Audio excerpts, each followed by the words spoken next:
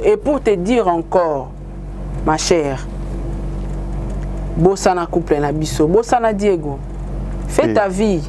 Je te dis. Bossana Diego, au moins oh lobinge lobi Diego. Ngana olinga ku ya lobate parce que ya ezala choc makasi parce que ce sont ses enfants marbo yango. Apprends que ton mari a envoûté quelque part n'a pas fétiche, je sais pas moi si mon robot. Le devoir d'une femme qui a besoin de récupérer son homme qui est envoûté par une autre femme, c'est quoi? La prière. Voilà, mais ce n'est pas les réseaux sociaux. Ok.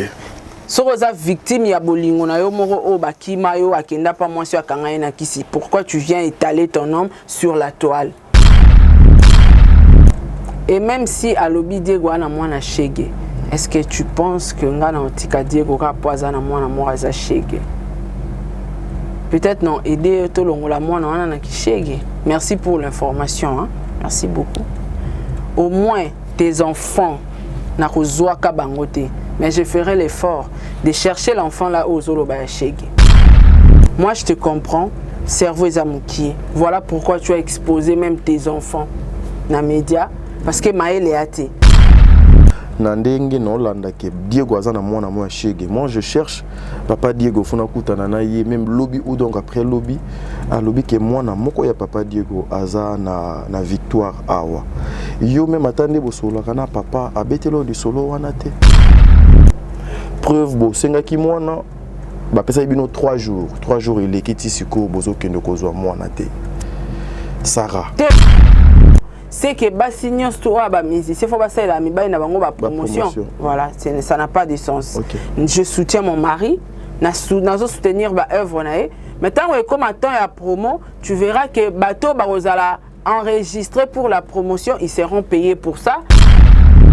Au lieu de passer le temps inutilement de répondre aux gens, pourquoi ne pas faire la promotion ya mosala ya mobali nayo pour que donc kende liboso ça.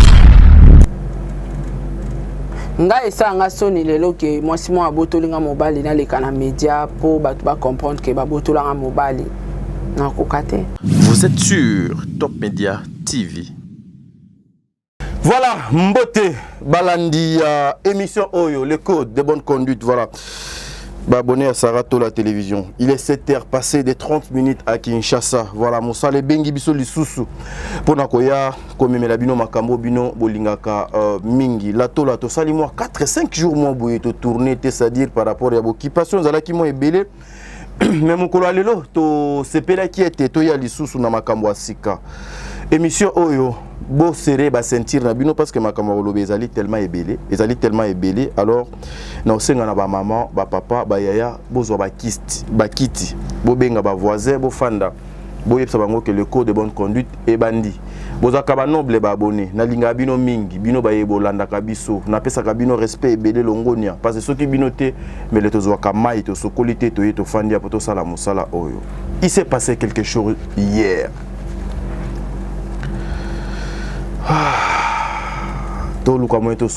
Avec Saratola. Mais je sais qu'au-delà de tout ce que je demande, c'est le respect, la crédibilité, la personnalité et Somba Makate. Bon de livre, Fongola. C'est-à-dire Fongola, na lukamoy na pesa sarambote pour na moni aza vraiment l'énergie na tongo. C'est que Yakolobeza est bien. Makambo ça les ébélés.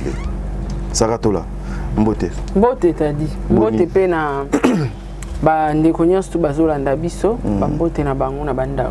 Tu es un peu fâché, qu'est-ce qui se passe? Non. Ça va? Très bien. Très bien. Ouais. Lobby ba course l'équipe bien. Très bien. Sauf que moi mon tout passe pour net moi sous no to kabwan so émission Sili. Naquel isusu mais naza obligé à resservir bata média ba fan nanga ba abonné nanga. OK.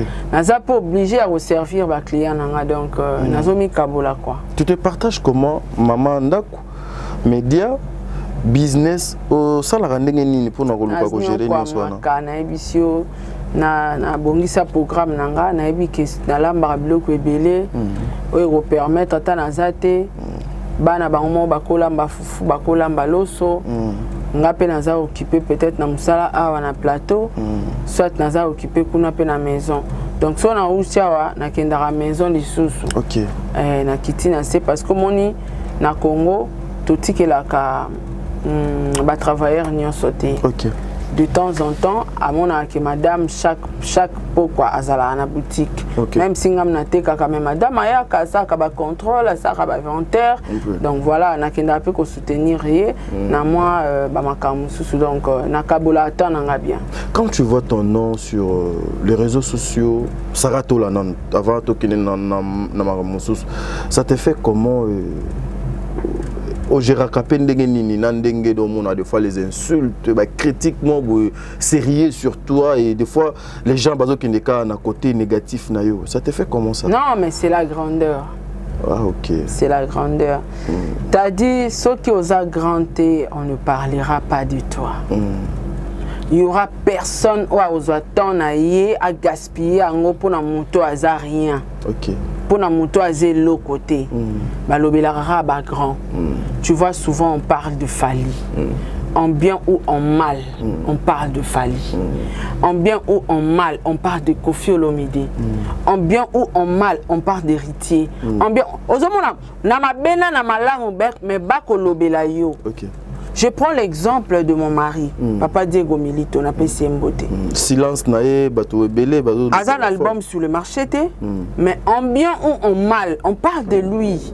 Donc ça montre qu'il y a quelque chose. Oh, ils ont la katia moutouana, babengango la grandeur, babengango leadership. Parce que balobela bambolombolo te, balobela ka bateau, bazala orawana ba étoile wana ya ba leadership o emona na ke briaka. Voilà. Alors ngana nango et voilà pourquoi Kombo Nangeza stabilisé sur la toile. Voilà, Kombo na lelo ezali na ba réseaux sociaux kandongo yo lobiona. Mais Sarato là il y a aussi analyse moko que les gens bazo meka ko sala sur Sarato là et puis son mari. Sincèrement, excusez-moi. Je ne peux pas mettre son mari sur cette affaire, sur cette histoire auto là. Je dois du respect à ces grands messieurs ndenge na respectable papa nyonso ya mokili. Mais balobi c'est azali artiste, azali musicien oyo que azana makambo ebele ya kosala. Au lieu de passer le temps inutilement de répondre aux gens, pourquoi ne pas faire la promotion ya mosala ya mobali na yo pour que donc kende liboso ça. Aux journalistes, heureusement aux journalistes, bah ça la promotion il y a en vrac T. On fait la promotion il y a produit. Diego n'a pas le produit sur le marché. Promotion ni trop ça là. Même les grands musiciens sont et là quand on a marché bah ça la promotion on fait la promotion. Tant on produit mon résa et alors on a conteneur bilo onangeye na sala ki live lobby na boutique na on la ki ça loko boyé micro-ondes yé loko boyé parce que yé ce que zate na otia caméra te na lobake na sala promotion ya nini. Mais l'artiste Ezakaka produit lui-même artiste est déjà Aza produit au bako ça il a promotion aussi non ça. On fait la promotion toujours accompagné les locaux tadi. Aux grands journalistes je te respecte. Koloba makambo eza orte o batu ba lobby mais yo za journaliste ngoya na ngopé locaux la bango non. Musicien ba promouvoir kaye kaka na ba œuvre et non les noms. À Beta qui concert, on va le promouvoir. À Sala qui répétition médiatisée, on va le promouvoir avec ça. À Sala qui album, bah promouvoir. Mais quand il n'y a rien sur le marché, on viendra parler de musiciens. Danger en quoi? Tant que tu emploies ça, danger na yokan zembo. Voilà. Donc, bah ça la promotion à mon tout ce qui est local et ça sur le marché. Et pour votre information, moi je suis sa femme. Je ne suis pas obligé à ça il a promotion. C'est ce que moi j'attends. Yango aza artiste musicien. Voilà. Jour et comme on attend qu'il faut passer les promotions. Il a un bureau aussi. Aza na bureau na ye ba ko futa ba journaliste bongo parce que promotion c'est de l'argent. Net inga so ina le promotion ya mbongo faut foutre belé. Oh, il peut foutre mbongo belé. Oui. Wana aena po mo senda coûter, aena po ya musana nga. Voilà. Donc bureau na ba ko respecter musana nga, ba pesa nga quelque chose. Mais ce n'est pas à moi ya osa la promotion. Voilà. Na ko soutenir yé parce que c'est mon mari. Mais ezana ba pour son lobinga na ça les promotion. c'est que basignon soit ba musicien faut passer la mibali na bango ba promotion. Voilà, ça n'a pas de sens. Okay. Je soutiens mon mari, na soutenir ba œuvre nae. Maintenant comme attend ya promo, tu verras que bateau ba rozala enregistré pour la promotion, ils seront payés pour ça et ils vont faire la promotion de son album. Très belle. Voilà. Très belle réflexion, Sarah Tola. Je suis tout à fait d'accord, Nayo. Merci beaucoup. Sur ce point-là. Donc, c'est ça que moi, je voulais. Et ça, ma question, ça la promotion. Oui, mais. Il faut avoir la manière. Tout le monde en parle. Tu vois que quand même, lorsque tu... Cerveau, il faut ça là. Lorsque dans le lobby, que tout le monde a compris que Papa Diego Azali n'a tout un bureau, Azali n'a équipe, baza censé yakosala musalana et non Sarah Tola. Voilà, Sarah nako caché vérité au no kanga mon côté. Je pense que tu as suivi hier une émission oyo ndekonabiso autaki ko sala, mais sur cette émission à s'adresser beaucoup plus na yo Sarah Tola. Ah bon? À s'adresser beaucoup plus na yo. Sala attention. Preuve bo senga ki mwana. Bah pesa bino 3 jours. 3 jours il est kiti siko bozo kendo kozwa mwana te. Sarah. Te yen ne fois ki otiki la bango kuna. Na c'est sa question il faut répondre.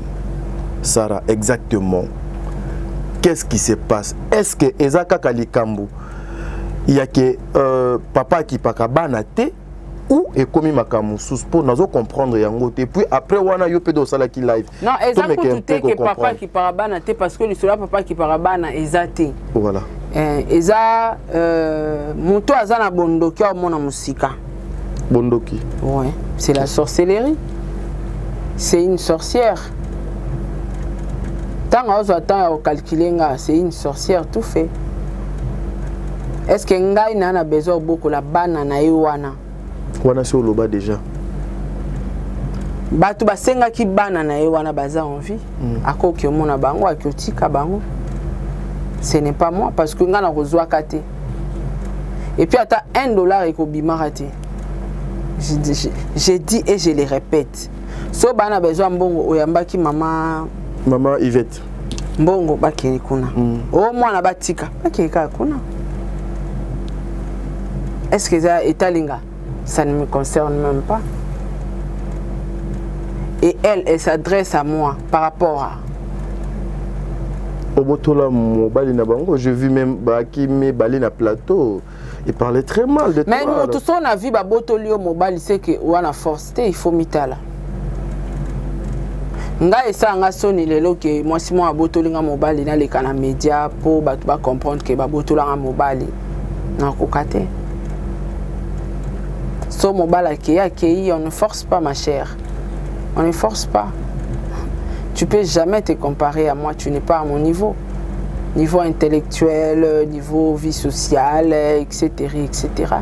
Tu n'arrives même pas à mon cheville. Je sais pas le temps aussi pour toi. Et ça aura l'émission en français. Ouais, bien sûr. Tous arabes pétez. Mais tous temps. Ok. Il y a les kate mais il y a ko vendre pena antique. Pour encaisser éducation, pour encaisser la matière, la formation au Balaxabiso. Je suis pas à ton niveau, ma chère. Le cas où soit à ton niveau, pour se comprendre. Cerveau n'a costaud gaillard. Tu me calcules, moi je te calcule pas. Peut-être tu cherches de l'argent pour toi, pour te nourrir, pour acheter des cabellos parce que t'as dit là t'as ba cabello kubala invité elle ni mais bo lobaki ke alati bleu a changer bleu mais quoi ina o ekuba makasi oh ezaki ya kuba ngana ba pena donc ya là taka ba mobiki ici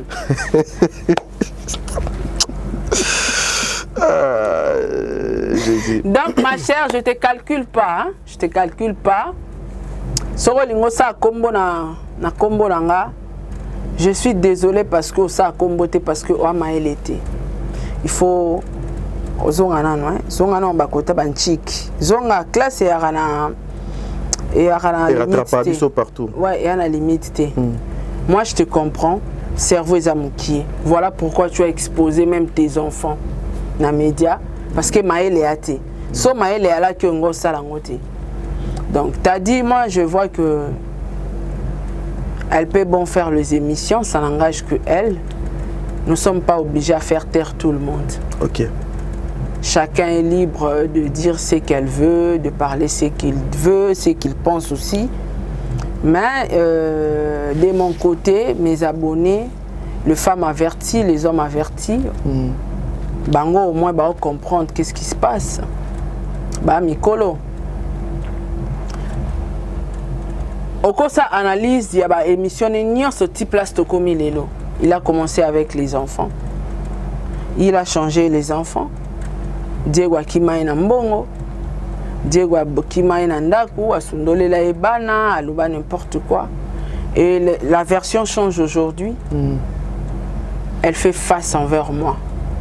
Et puis au-delà de ça, aux continuer, ce qui m'a fait encore très mal, Diego azana mwana moi shege. Moi je cherche papa Diego funa kutana na ye même lobby ou donc après lobby a lobby que mwana moko ya papa Diego aza na victoire awa. Yo même attendez bo solo kana papa abetelo di solo wana te. Diego azana mwana mota za shege. Non luka papa Diego même semaine prochaine funa luka ata azana mwana mota za shege. Et même si à lobby Diego ana mwana shege, est-ce que tu penses que ngana otika Diego ka poza na mwana mwa za shege? Peut-être non aider to longola mwana wana na kishege. Merci pour l'information hein. Merci beaucoup. Au moins tes enfants na kozwa ka bangote, mais je ferai l'effort de chercher l'enfant là aux zoloba ya shege.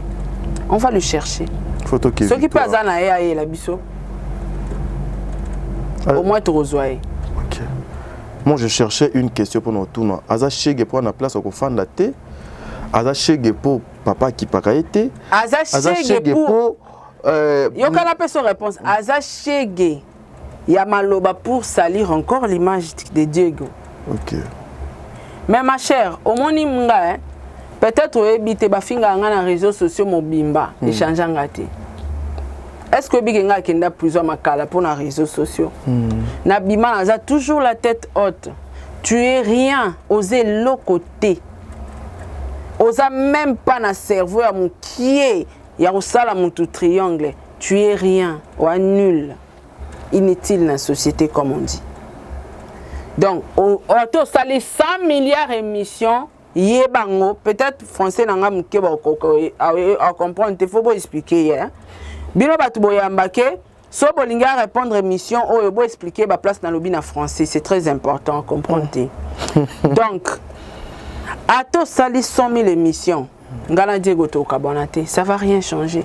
Et puis sonza manga pambolanga na 12 heures maman ato sali linga 1000 émissions ba kainga ndoki 100 000 fois. Dieu va me bénir à 12 heures. Surtout les Kambouya. Papa Diego na kisi. Ouais non, mais je vais arriver là-bas. OK. Tu apprends que ton mari a envoûté quelque part, n'a pas fétiche, je sais pas moi, si mon robot. Le devoir d'une femme qui a besoin de récupérer son homme, qui est envoûté par une autre femme, c'est quoi? La prière. Voilà, mais ce n'est pas les réseaux sociaux. Ok. Si vous êtes victime, il y a bolingo na yo moro o bakima yo akenda pa moi sur kangayena kisi. Pourquoi tu viens étaler ton homme sur la toile? Pourquoi dire de n'importe quoi sur la toile à propos de ton homme Oyoza a besoin d'amba restaurer couple nabino? Pour nani ni koya koloba mabena makambalo kuta sur papa ya bana na yo o bakange na kisi. Toi-même ozo mona teke Diego aza na soin envoûtement. So mutu ba envoûté bakange na kisi ayeba elo otin, même si tu cries à ton ganga oyeba otin, a comprendre rien. Il y a important, je te demande de chercher la face de Dieu. Peut-être Nzambenda capable de Diego place na tchae pour retourner vers yo. Et je ne pense pas, même si Diego abimi na kata kisio na tchae a ozongelao. Je ne pense pas. Ouais. Je ne pense pas. Je sais, je suis très fier de toi aujourd'hui. Merci. Tu es trop douce et puis non, qu'on continue comme ça. Et l'autre là une peur à transmettre un moi douceur. Ah, voilà une peur à transmettre un moi douceur. Moi pour toi attends, ça te commis 12 heures na pété. Ce qu'on a dans la moi douceur on a outil fraîcheur na outil nango OK. Ezana na mon chaleur. Voilà. Et langa epai. T'as dit au commis. Ce qu'on a transmettre car on a zoa qui n'a tout ya ngozanga. Donc Je ne pense pas. Je ne pense pas ta Diego le loi bimina kisi au ngana chaye a ozongela mwasio. Je ne pense pas. Détrompe-toi ma chère. Le vrai amour c'est toujours comme ça. Voilà. Bolingwa solo il faut battre ba mona ngo kisi. Bolingwa solo il faut battre ba lo bacha mona biso na kisi. Bolingwa solo faut battre ba adomina moi c'est adomina mobali c'est ça le vrai amour. Donc ngana oye biso ke soki lelo Diego ana kisi réseaux sociaux ezanzambete. OK. Kendo lukelo nzambe a restaurer vie nao a ozongisa mobali nayo. Mais je ne pense pas aussi atanzamba longoli Diego na se akunda o na cheye wana. A ozongelete. OK. Elle ne va pas te calculer. Il ne va pas te calculer. Alors calculer pas toi. Pas toi. Pas toi, je ne pense pas. Et ça par rapport à payer, par rapport à l'écart, vie sociale, papa Diego comment nango niveau papa Diego comment naie nango ou ezandengeni quand tu dis pas toi parce non, que mais ils ont faire voir hier déjà que Diego a assez envoûtementé. Voilà. OK. Aza assez envoûtementé. Donc makambo yozolo bezaka makambo baloba na na réseaux sociaux. Na kanga na kisi na sala. Ça va rien changer, t'as dit. Et ça ba rappel. Et ça ba rappel, tu me rappelles juste ba propos ba master na ngai ya réseaux sociaux baloba na nga. Ça va rien changer. Siko voilà pourquoi bana na yo comme ici bango ba victime tu n'as point ya papa na bango boya bango. Oh papa boy bana na. Non mais c'est automatique hein, t'as dit on mâche pas les mots hein. Papa boya bana te makambo ya maman ekozwa. Il faut pas dire ça ezwaka. Ba victime ebele bazali. Ceux qui mobile comment sentir comment toucher ba point sensible ya foyer na e. Il va tout lâcher hein. À protéger bolingo na e. Antika. Tozo vivre ngo lelo basi ebele na ba mabala ba obokola bana bango na bana mibali na bana o baboti na mobali mais mobala sundola bana e mo abotaka avant. Pourquoi? Parce que maman na zaka maele te. Yo bokabana mobali mais pour mobali avancer bali moi si mususo yo cha bras de fer na mutana kati yaya. Ngam na lobisa ki anglais na butu. Akokana sale ciseaux tenelanga o na nyatisko papa Diego ciseaux. A rien na tongo yo wanga na bana. Akokate? Pour moi si so ebisika mobali soit nga soit yé. Est-ce que tu évites que yana mibale belé baboya ba famille baboya ba maman baboya bana baboya ba ndeko pona mwasi. Ezali. Toi na basi ope baboya ba famille baboya bana baboya ba ndeko baboya ba camarade pona mibali. Bazali. Oui, c'est vice versa. Donc faut faire très attention maman. Bana no ba ba victime pour rien. Pour rien. Parce que nga so na obi a éthique à la a. Voilà. Ozana bras de fer ça nangati. Déjà je t'informe. Toi on a besoin beaucoup la banane noté, on n'a pas besoin. Et à ta $1 na côté na côté na okozwa kate va contacter maman Yvette. Pas na biso il faut oublier.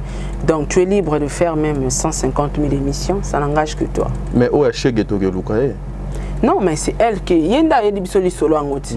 C'est que yazana e. Biso to ke luka po biso. Nous voulons son nom. Kombo na ye. Te ata kombo te ya luka ye kaka. Ye peut-être wana za musa makasi. Wana eza musa makasi parce que vous savez aujourd'hui ceux qui mutu azana a besoin voilà. Je veux pas entrer dans les détails mais tous en a besoin kombo a mona wana na maman na ye. T'as dit t'as dit. To ke luka ye. T'as dit. Akoma shake. Diego a abandonné. A abandonné été. Ça va rien changer. Il y a important, ça va rien changer. Et surtout si on appelle na binanga non, etikali non. Yango mona basi o baza ba femme avertie ba maele, ba sala ke faut yo coopérer bien. Na mwasi ndako. Ya siliba le ceci-là. Mais asola bien na mwasi ndako pour abatelela ebana. Pour asungelela ebana, on tala bentera bana na ye. Akomisa maman ndeni boza bien. Ah bana non awanzale. Au moins mwasi ayoka plaisir au moins ke ndeko wana pesanga responsabilité bana na ye. Au moins yemo akomo sunga bana mobile ne sans que mobile ayeba. Donc ayeba. Respect wana. Siko ya muto moni on sala bras de fer ya mwasi oka Sara. Mungala liko nango. Mais Diego ozwa ciseaux. Tant ozwa ciseaux le kanate va wanga ne lobana e maman. Ez automatique ya ki cité. A wanga ne lobana. Une fois peu au traité papa Diego. Abano ni okoma na maladie nini? Na traité nga. Na yoka ki na émission na. Nga na traité. Te na yoka ki na émission que yé a traité papa Diego moi trop pour a commander à combien. Est-ce que merci beaucoup, je suis vraiment reconnaissante. Ah ça. Oh. Pas c'est ça moi c'est pas papier. Oh là. Te loba non même si tu comprends te loba non. Et si au monde appelle papa Diego na ba anomalie mo boy maladie mo boy na te mais ça traité. Il faut oh te nga non na mona te mais en tout cas je suis vraiment reconnaissante. Maman cheveux blé. Mobik ici je suis très reconnaissante envers toi. Blé déjà c'est long. Ah Mobik ici kaka bon. Je suis vraiment très reconnaissante envers toi. Au bon c'est la inga. Merci. Merci menga non na kuti na Diego na ba problème wana te. Donc c'est que musalo ya sala qui est pas papa Diego. Ya esali. En tout cas merci pour na wana na ko kabelo ata $100.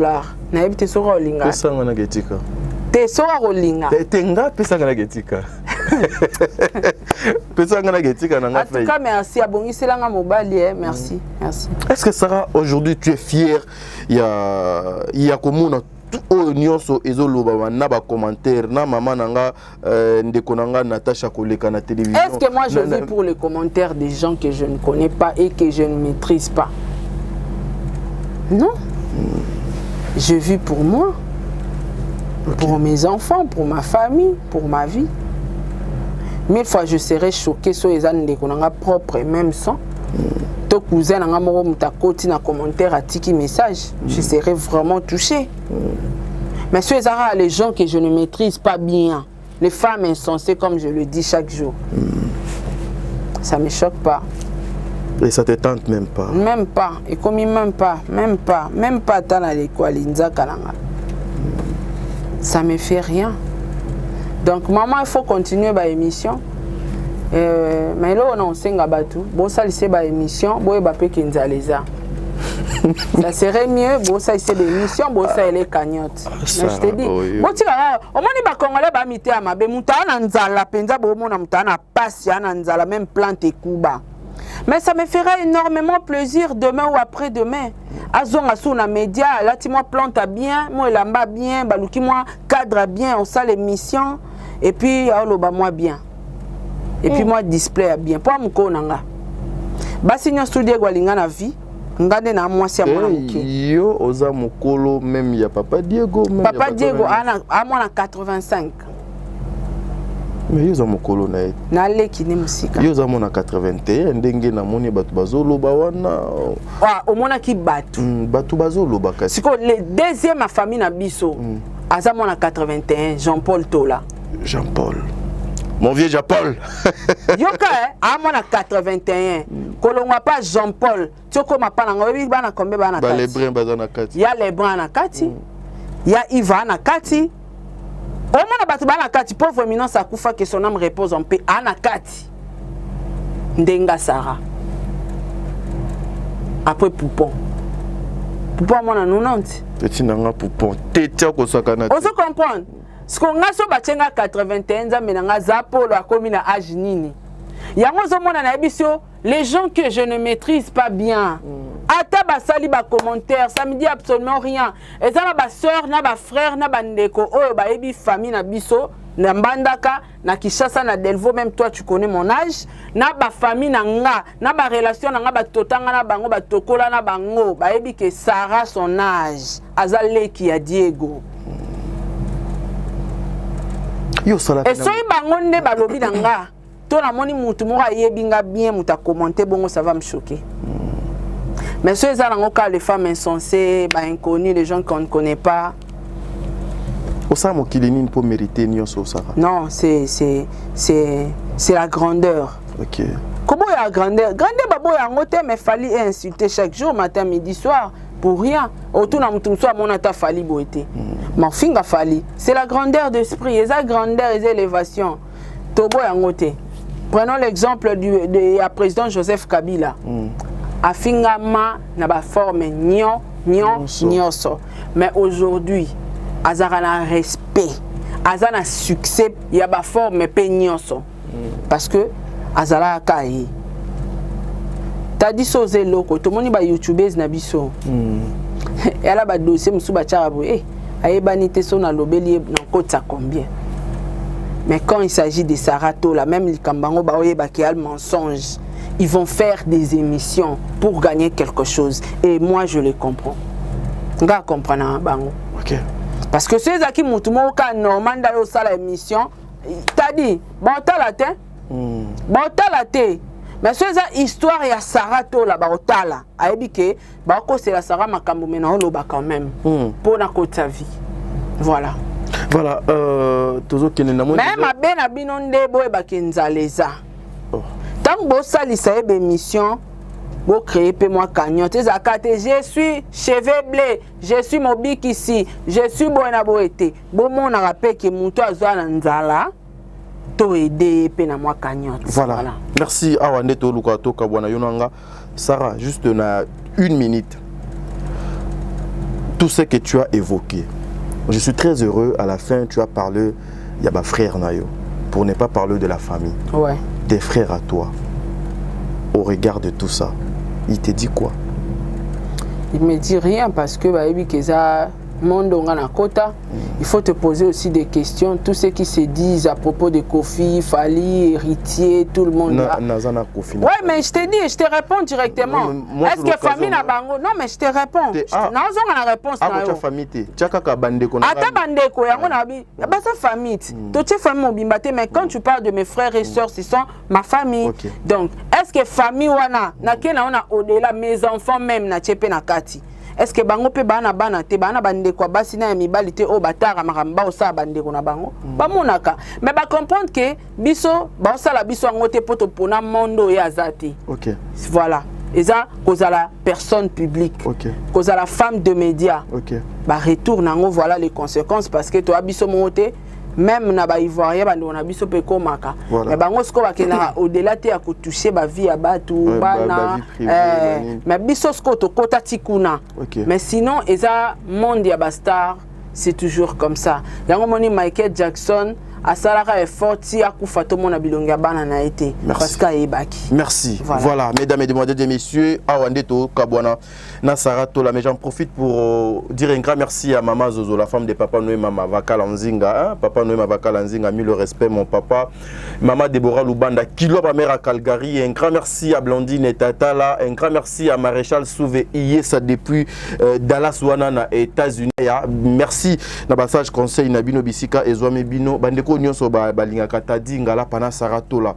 Est-ce que vous avez compris la maturité que Sarah a prouvé encore une fois aujourd'hui? Non. Je félicite encore une fois Sarato là. Boende ezalaka. Oh bobana ki ozela. Na munokone ebimité. Na makanisine kutu donc ezate. Ce qui veut dire que oya lobby eza oya zanango. Sarah. Ouais. Toboka maman. Na boire batunion tout. Mais mot de la fin kaka. Boyeba Kenzal existaka. Bozaka ba je suis nanyo te.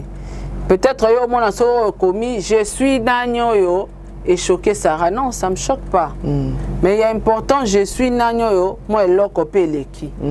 Et ça nga bien parce que le 21 déjà ba pesi bango mo loko. Te na tuni ndeti po na le 21 déjà. Moi le 21 déjà c'est leki. Siko yango na bi bo soutenir Moutou ou Azananzala, bo soutenir Yekate Boche na émission parce que faire des émissions c'est gaspiller les énergies s'il vous plaît. Tant que bimisa ben énergie positive na wana pesangango. Ensuite na retour ya ozoarien. Bosa pe monter à malam. Bosa elepe cagnotte. Pendant azana so ba sai na bango e cagnotte na e mwambo na zozwa. Atika ne émission nzala. Bosunga he. Peut-être que vous comprenez Kanae et vous allez bien. Parce que, à ta salicier 100 000 émissions, ça ne va rien changer dans la vie. Merci Sarah. Dans la vie à Papa Diego, dans la vie à Foyer Nabiso. Et pour te dire encore, ma chère, Bossana couple Nabiso, Bossana Diego, fais ta vie. Je te dis. Bossana Diego, au moins, oh, lobby Diego. Ngana olinga ku ya lobate parce que ya ezala choc makasi parce que ce sont ses enfants marbo yango. Au comme ici mutu na point moko boye ya remona bana ne boye. Ouais, maman ma bé. Mais tôt ou tard tu vas payer. Parce que vie ça compliqué. Au moins na bana wana ka bango mo lobi ba comme na posa papa bango. Ka bana wana bango moko. C'est comme ça la vie. Et tu vas regretter battant oignon so perda inutilement. Voilà. Bosana Diego. Attends nenga ndota ozongela raoté. La vie nous réserve beaucoup de surprises. Demain ou après-demain, Tangana Diego Toza Sousté. Je ne souhaite pas. Parce que ce n'est pas mon souhait ni son souhait. Mais ça peut arriver. Yebango, Toko Kabonana Diego Manzongela Kaoti. Alors, fais ta vie. Soro Yaki na bana loro la point faible.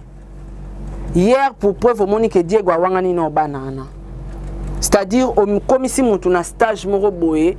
Alors, la table était que ce sont mes enfants. Fais ta vie. Nous capons mon bali moussousou à beaucoup les bana parce que moi, papa Diego s'occupe très bien de mes enfants. Et en autant bafinga que irresponsable, je trouve pas. Asa responsable. Ok. Namona ango chez mes enfants. Ok. Donc yo pe lukanza mbasalo grâce à peso mon balo rolinga yo na bana na yo aboko la pe bana wana uza malam mingi de au lieu de perdre tes énergies et ton temps inutilement à faire des émissions ou eko changer ngaité eko changer pays. Donc bosana Diego ne calcule pas toi tes enfants non yebso marambo eza o na loba yango nga na oyo kana munoko ne a calculer yote, a calculer banano pété. Parce que sur la live à lobby, tu vas comprendre. Ni nazako loba. Donc, si on a besoin que famille sungaka. Si on a besoin que famille sungaka, et ça la mieux que ne place ba qui ya kaka awa luka mama Yvette. Soy pona mbongo lukae. Soy pona otika mwana keneka ko luka mama Yvette. Pona côté na ngana e bosana. Voilà, merci beaucoup à sponsor Nanga, Madjabou Gospel, Azir, Fossat Fondation Saratola, J Magique Adassa, Azir P, merci à Batunios tout. Merci à sponsor Nanga, merci à partenaire Nanga, Tata Po et Fapeka, ma grande sœur chérie, merci. En tout cas, merci beaucoup à Maman Gina Amatou Motema et papa Aaron Amatou le prince de Dubaï. Un grand merci. Maman Amélia Mweba, la private de Orlando Domingos. Merci beaucoup à maman Madole Lona Germanie. Motema et papa Samuel. Pourquoi pas na président Charles Tamboué, na papa Diego Milito. Un grand merci à Jenny Bête Industriel, moi c'est à Pembo. Deba Bouchab officiel, un grand merci à toi. Le général KS, merci beaucoup. Merci Angelos Caruana, Mifi Andrea, merci Nayo, merci Sol Abambemba, merci Makia Lakumba, merci na Ozia Massamba, merci na Celia Kikela, merci na Rose Bonga. Eliezer Nkano, merci à toi. Merci Sarah Abouele, merci na papa Eddie MK, Pamela Kabeao et tout. Merci Nayo, merci na Edwige Yabakalala, merci na le président bébé, merci na la présidente maman Nathalie, merci na bino nyas tout babone nanga de partout au bolinga nga mingi. Tekuta na bino mbalasima. Au revoir, ciao.